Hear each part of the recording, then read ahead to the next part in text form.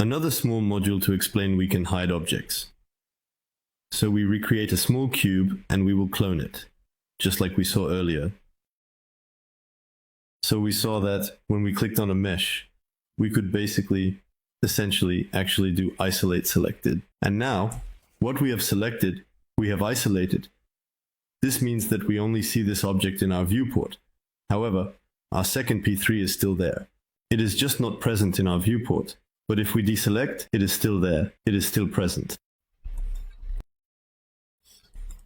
There is a way to hide certain objects in a way that is completely different and unique from the method called hide select.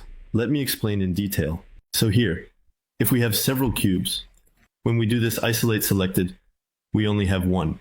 But I want my two cubes, because those two cubes are really important to me and I can't do without them. Well, I can do that and isolate the selective, so I only have the two left. However, it's still just one option. If we simply deselect, our cube will reappear back to its original position. We can hide certain meshes in another way by pressing H. If we press H, it is hidden. It is hidden from both the outliner and the viewport. So that means that even by double-clicking on isolated selected, it will be hidden.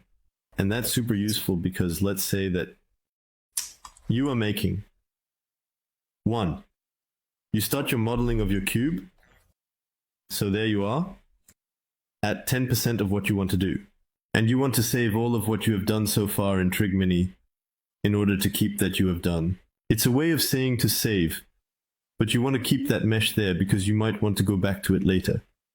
So you do Ctrl D to clone that modeling, and you simply press the H button on your keyboard to easily hide the first mesh in the scene.